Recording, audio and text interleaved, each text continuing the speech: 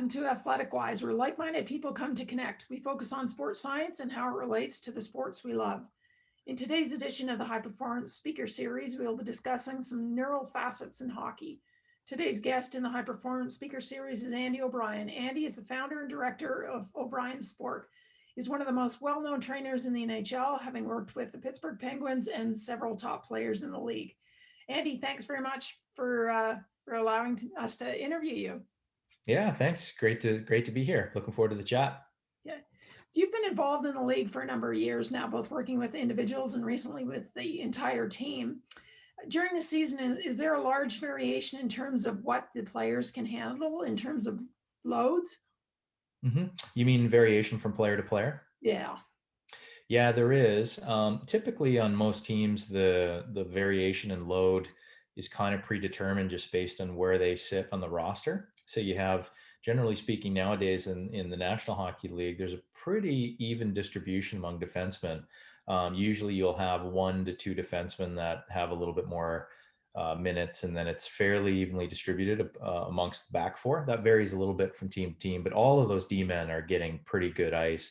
And I think it's interesting if you see the way Dallas and Tampa most recently in the Cup final, their D-men are really involved in the offense. So they're jumping up in the rush, so I think like all those defensive positions on the ice are getting lots of minutes. And then it varies from team to team a little bit in terms of how they utilize their players. So a team like the New York Islanders their forwards might have anywhere from 15 to 18 minutes each. And then you have some teams where their top 6 are getting, maybe around 20 minutes. And then you have a few lines that are getting less than 10, or a few players that are less than 10 minutes. And some teams, they're only using 3 or 4 forwards, 6 and 7 minutes a night. But regardless of that distribution, it doesn't change a whole lot. The game plan from a team won't necessarily change from one to the other. So usually once those minutes are kind of assigned in the absence of some injuries, that'll be pretty consistent to how those players get utilized throughout the season. And one of the things I found is really interesting is that the total amount of work done on ice in a game isn't that much, actually. So even if you think of 20 minutes as a forward, that's a lot of minutes, but it's 20 minutes of work done over 2.5 hours, essentially. And it's 20 minutes of intermittent work. Probably a forward with that kind of minutes has some specialty teams and stuff where they're not really moving as much as they would be 5-on-5. So it's actually not that much work. Where the load is definitely, as you mentioned, is on the neurological level of just the arousal, preparing for the game, and the arousal associated with getting hit and having to prepare yourself for speed and make these high intensity plays. So like heart rates I've seen goalies that'll just hover around that 190, 200 beats per minute and just hang out there, for an entire period.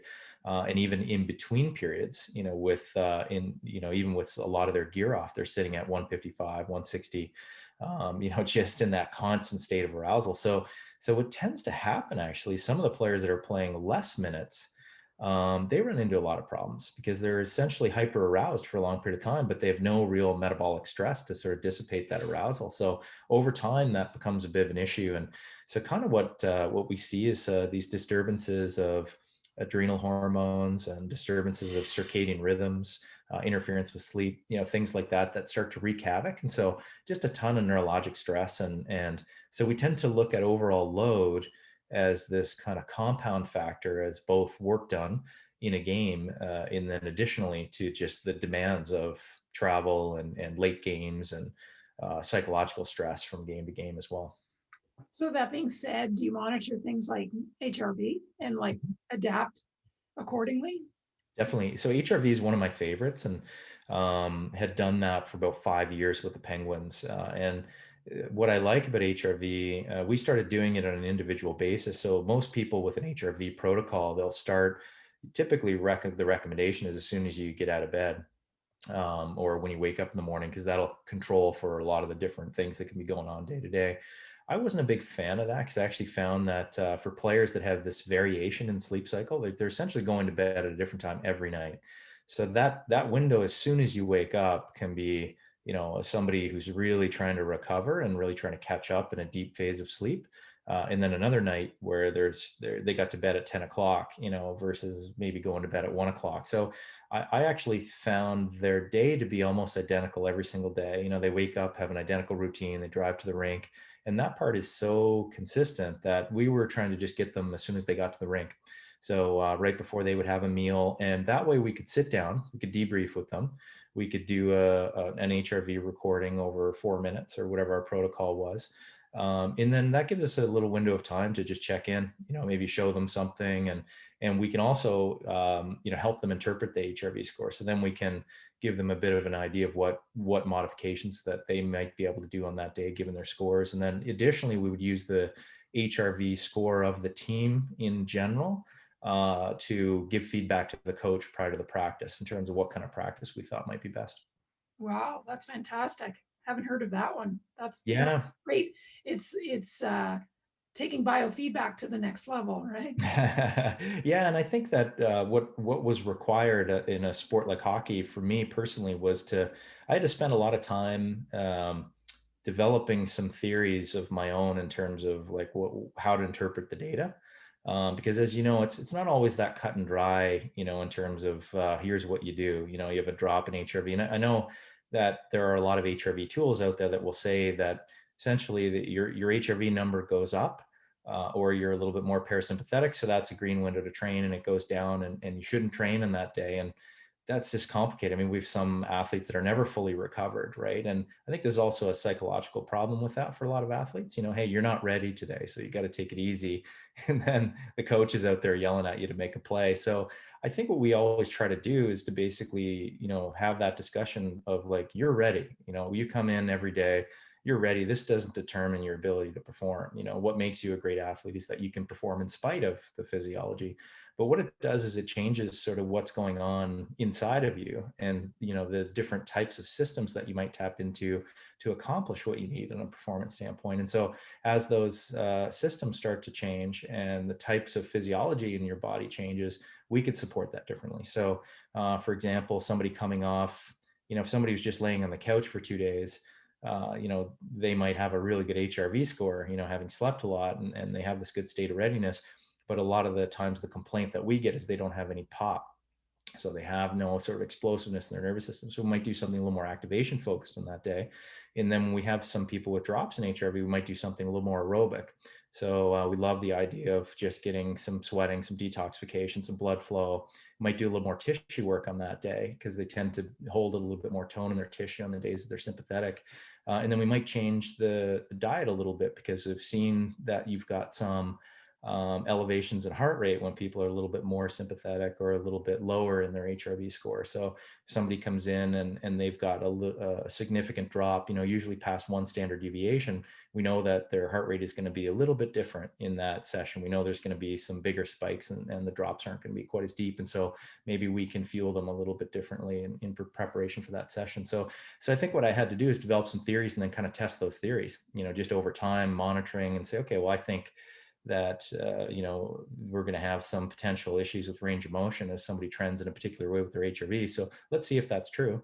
Let's talk to the athletes and let's see if we can figure out if we can trust that. And sure enough, over time, like with any athlete, if you look at data and your people, you get some pretty good info.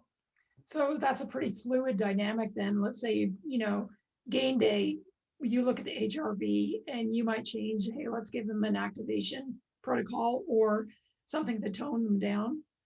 Yeah, 100%. Like we'd actually see some athletes that like interestingly in hockey, I think you get both ends of the spectrum genetically with HRV. So you get these firecrackers that go a million miles an hour and have no problem getting amped up. And then you get these athletes with this superior hand-eye coordination, cognitive processing ability, vision, like some anticipation.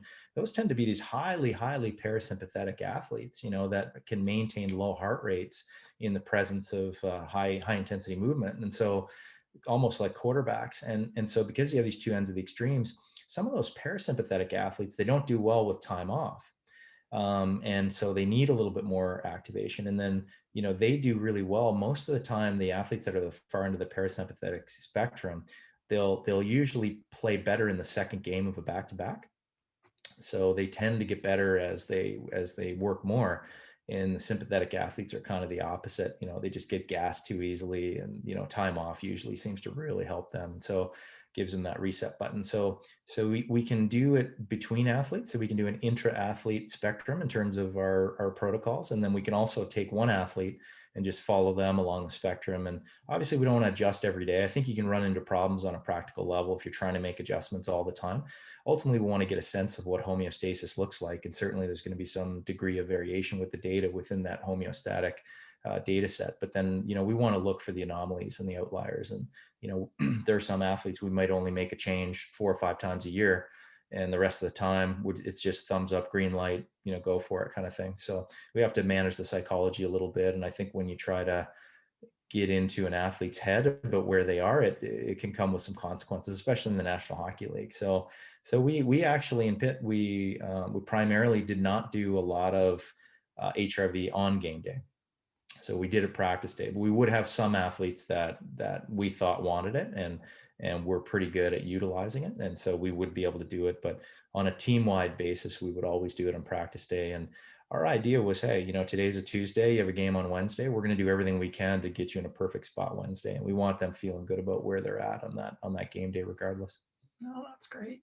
Okay, I'll shift gears a little bit and talk about, developing the nervous system a little bit. Um, it's always kind of fun playing with different like hand-eye coordination drills or speed of processing. What are you thinking about developing ambidexterity with players? It's a great question. I've used it a bunch. I think I've just always been a bit of I'm a fan of or probably my bias is that when I look at a movement, I see the neural connections that help to produce that movement, and I tend to differentiate quality of movement as sort of these improvements or degradations in neural quality. And so I tend to look at that first. And so very much when maybe to my bias, but very often if I see some level of asymmetry, that's a problem. Or some lack of stability globally through the left side of an athlete, and then they're a little bit more right side dominant, I would start to look at ambidexterity as potentially a solution to that problem. So, and a perfect example is you have somebody with a knee injury, a hip injury, a back injury, and a shoulder injury, and it's all on the right side, right? So you're just trying to think, okay, well, there's a common theme here. It can't be all coincidence, So we know that a lot of the tone in that side of the body and that extensor tone can be driven by cerebellar tracts and a variety of different things that regulate that tone and help to maintain some normalized movement of the joints. So when we think that that's at a time, or when we think that there's some loss of the kinesthetic control of those joints, then maybe we can gain that by driving some opposing neurology to those like kind of predominant patterns. So I've used it primarily with people with back injuries and hip injuries and a variety of things where I felt like maybe that one-sidedness. And very often, if you see right-handed shots that are also right-handed people, they have right side injuries that are predominant. It's almost 100% of the time. And if you see a right-handed who's a left-hand shot, maybe there's some balance in terms of what kind of input or what kind of afferentation is going up to the nervous system there. So that's typically when I would use it. Now, developing ambidexterity from a performance standpoint, in the truest sense, how often is an athlete going to switch over to the other side or use that opposite side of the body? Not a lot, but there are certain types of plays that need to be athletic. And I think one thing you get in hockey is you get a lot of repetitive scenarios. And so, getting them in a state of learning has some benefit. And the reason why I would say that is because if you were to compare hockey players to football players, basketball players, or other team sport athletes, what is the predominating skill set? They're not the most powerful, right? They're not necessarily the most cardiovascular gifted athlete out there. They're not the fastest, So what is it that you really see about hockey players? But they're extraordinarily adaptable. So most hockey players can play lacrosse, they can play golf, they can be decent basketball players, they can be decent soccer players, tennis players. That to me is the definition of a hockey player. And so maybe motor skill acquisition and adaptability in and of itself as a quality matters for hockey. And so that's where I think some level of ambidexterity is kind of like developing some aspect of their nervous system that might lend itself to performance. Mhm. What about the use of music or like binaural beats, theta waves to alter the, psychological state or the state of readiness?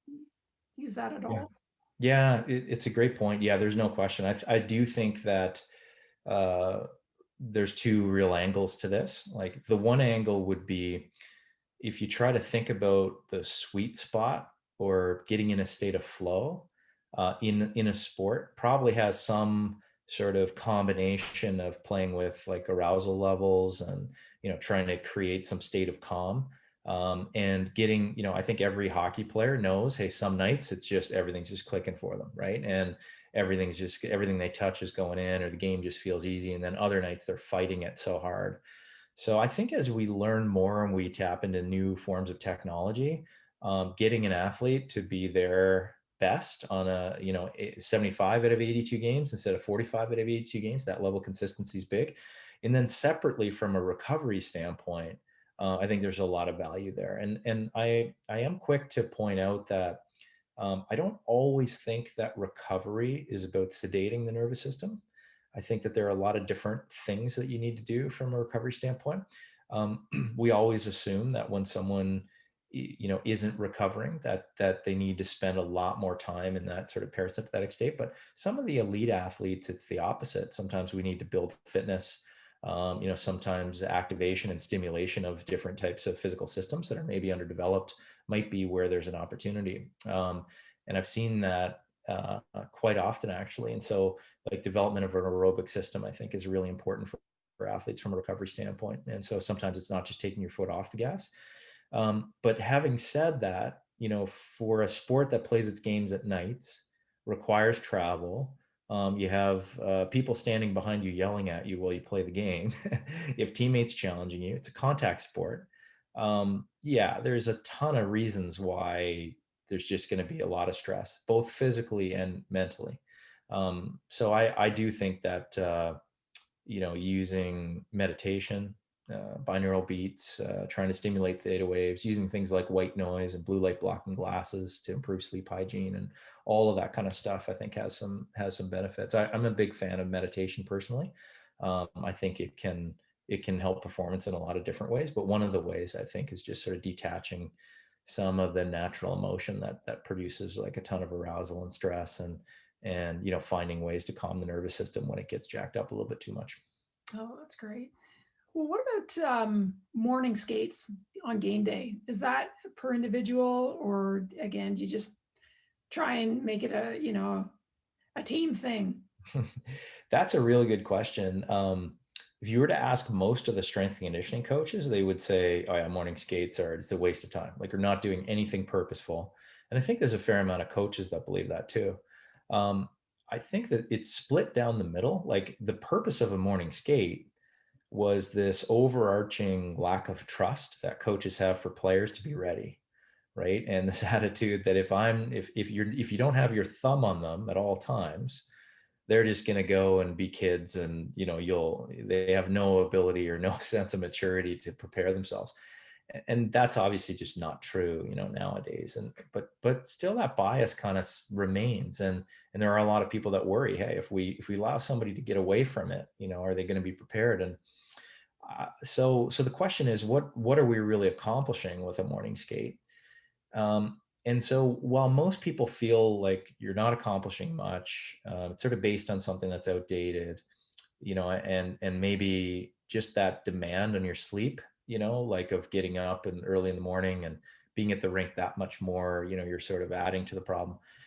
I will say that, like, I've had conversations with some really intelligent players, that know their game, and it can be as simple as, hey, last like played a game on Thursday, hit 3 posts, needed to bury in a really, really critical time, and just not there, So what are you going to do with that athlete? They want to go work on that shot. They want to go and have a few more looks at that exact play. And they may want to go and just kind of put themselves in the zone early in the game. That's their oasis. And you've seen this, like I can say one sport where I see a lot of parallels with this is tennis. like Rafael Nadal, I've heard is he'll have like these 2.5 hour practice sessions on the day of a game. And it's a mental thing. And so somebody might roll in with their catapult device and say, time out, you've got this, your workload is too high. But sometimes that might be looking at things myopically, right? Maybe we're missing the bigger picture of like, what is this performance? There's a little bit of an art to it. So, I think in some cases the morning skate can have some value. Or at the very least, maybe you can get the athletes to get those things that they need in other ways. Maybe it's on the practice day the day before, or maybe there's different things that you can do with those athletes. And in the simplest way of managing it, maybe it is an individual thing. Maybe the ice is available and some people skate, some people don't. In Pitt, they found that was a little bit problematic because they would find that if one person goes, everyone else would feel like they have to go. And there was a little bit of pressure there. But I think what really ended up there was the morning skate was always optional. So you could come to the rink, you didn't have to go on, but you'd have a good meal, breakfast, you'd spend a little time with your teammates and do what you needed to do, whether that was in the gym or that was doing some meditation somewhere, or whether that was on the ice. And so we eventually just tried to create as much of a culture as we could to allow people to get what they needed, no matter what they felt they wanted. Oh, that's great, Andy. Well, yeah, I guess I could talk to you for hours about this kind of stuff. But anyway, thank you very, very much for your time. No Uh, problem. yeah, very, very informative. If anyone wants any information, they can go out to athleticwise.com. Certainly, I'll post this interview. So thanks again, Andy. It was fantastic. No problem. Great to talk to you as always, Syl.